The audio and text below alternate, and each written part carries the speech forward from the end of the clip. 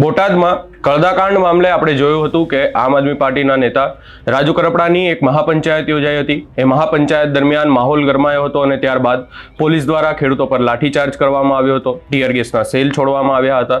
આ તમામ ઘટના આપણે જોઈ અને ત્યારબાદ આપણે જોયું કે ખેડૂતોની ગામના જે ખેડૂતો છે એમાં 85 જેટલા લોકોની અટકાયત કરવામાં આવી હતી અને હવે આ મામલાને લઈ અને રાજકારણ ગરમાયું છે અને હવે કોંગ્રેસ દ્વારા આ વાતને લઈ અને ક્યાંક ને ક્યાંક આક્ષેપો પણ કરવામાં આવ્યા છે। સમગ્ર બાબતે વિગતે ચર્ચા કરીશું। નમસ્કાર, હું છું ઉજ્જવલ અને આપ જોઈ રહ્યા છો નિર્ભય ન્યૂઝ।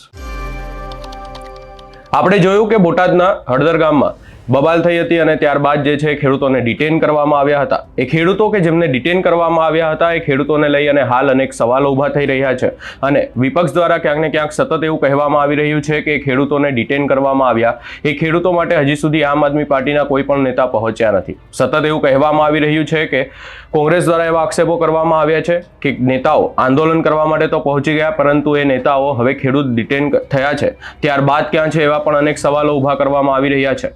અને આમાં જ કોંગ્રેસના પાલભાઈ આંબલિયા દ્વારા એક વિડીયો મૂકવામાં આવ્યો છે અને કહેવામાં આવ્યું છે કે જે લોકો દ્વારા આંદોલન કરવામાં આવ્યો, જે લોકો દ્વારા જે ખેડૂતોને ઉશ્કેરવામાં આવ્યા અને ત્યારબાદ આખી બબાલ થઈ, એ લોકો તો ત્યાં નથી ગયા પરંતુ અમારા નેતા પોલીસ સ્ટેશન જઈ રહ્યા છે અને લોકોને છોડાવી રહ્યા છે અને ત્યારબાદ એક નિવેદન પણ મૂકવામાં આવ્યું છે। સૌપ્રથમ એ નિવેદન સાંભળીએ।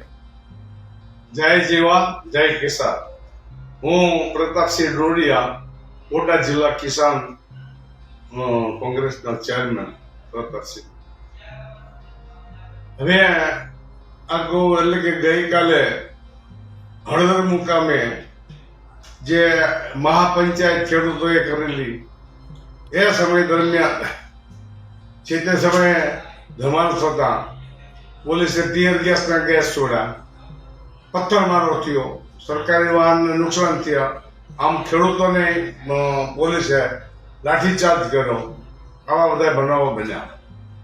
ત્યાર પછી પોલીસે બધાની ધરપકડ કરી, 80-85 માણસોની વિરુદ્ધ એફઆઈઆર દાખલ થઈ। બાકીના બીજા જે કઈ ખેડૂતો હતા એમને ડિટેન કરવામાં આવ્યા। હવે ગઈકાલે આવો બનાવ બન્યા પછી અનેક ખેડૂતોના ફોન આવ્યા કે ભાઈ અમારો દીકરો છે, અમારા ફલાણા છે, લોકડા ઢીકડા એવા જે કઈ ખેડૂતો હતા એના મને ફોન આપતો।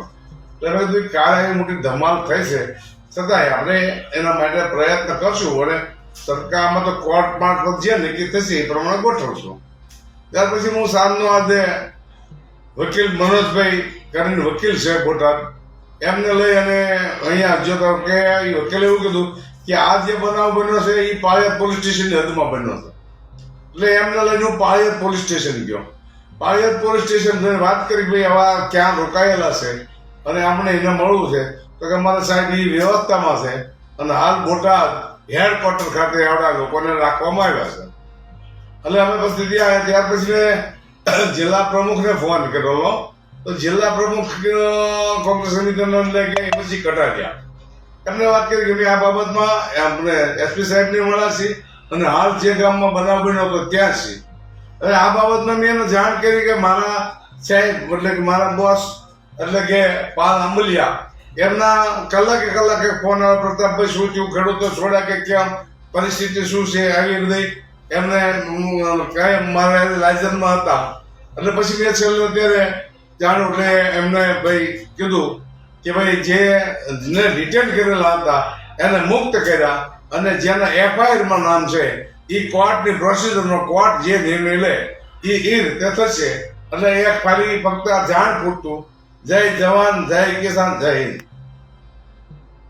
એટલે ક્યાંક ને ક્યાંક અહીંયા કોંગ્રેસ દ્વારા સતત આક્ષેપો કરવામાં આવી રહ્યા છે અને કહેવામાં આવી રહ્યું છે કે આમ આદમી પાર્ટીના નેતાઓ દ્વારા આખું આંદોલન કરવામાં આવ્યું। આમ આદમી પાર્ટીના નેતાઓ દ્વારા આ સમગ્ર બનાવ જે બન્યો એની અંદર આમ આદમી પાર્ટીના નેતાઓનો હાથ છે એવું પણ કહેવામાં આવી રહ્યું છે અને વધુમાં અહીંયા કહેવામાં આવ્યું છે કે એ નેતાઓ દ્વારા આંદોલન કરવામાં આવ્યો, ત્યારબાદ ખેડૂતોને ડિટેન કરવામાં આવ્યા, ખેડૂતોની જે ધરપકડ કરવામાં આવી એ ખેડૂતોને છોડાવવા માટે પણ આમ આદમી પાર્ટીના કોઈ પણ નેતા નથી પહોંચ્યા, કોઈ લોકો નથી પહોંચ્યા અને જે છે કોંગ્રેસના નેતાઓ ત્યાં પહોંચી રહ્યા છે। અહીંયા અમે એ સારી વાત છે કે કોંગ્રેસના નેતાઓ ત્યાં પહોંચી રહ્યા છે, ખેડૂતોને છોડાવી રહ્યા છે, પરંતુ અહીંયા કોંગ્રેસને પણ એટલું જ કહેવું છે કે આમ આદમી પાર્ટી દ્વારા પણ જ્યારે વિરોધ કરવામાં આવી રહ્યો હતો ત્યારે આમ આદમી પાર્ટીના નેતા રાજુ કરપડા દ્વારા સ્પષ્ટ કહેવામાં આવ્યું હતું કે આ વિરોધ જે છે એ ખેડૂતો માટે છે, આ કોઈ પણ પાર્ટીનો વિરોધ નથી અને કોઈ પણ કોંગ્રેસ હોય કે ભાજપ હોય કોઈ પણ પાર્ટીના નેતા આ વિરોધમાં જોડાઈ શકે છે એવી વાત પણ કરવામાં આવી હતી। ત્યારે અહીંયા પાલ આંબલિયાને પણ એટલું જ કહેવા માંગે છે કે ત્યારે આ તમારા ખેડૂત નેતા ક્યાં હતા, ત્યારે આ તમારા પ્રમુખ ક્યાં હતા, એ વિરોધમાં કેમ ના ગયા? આ સમગ્ર ઘટનાને લઈ અને હાલ કોંગ્રેસ દ્વારા જે પણ કહેવામાં આવ્યું હોય સમગ્ર બાબતે આપનો શું અભિપ્રાય છે અમને કમેન્ટ કરી જરૂર જણાવશો। અમારી ચેનલ નિર્ભય ન્યૂઝને લાઇક, શેર, સબસ્ક્રાઇબ કરવાનું ભૂલશો નહીં।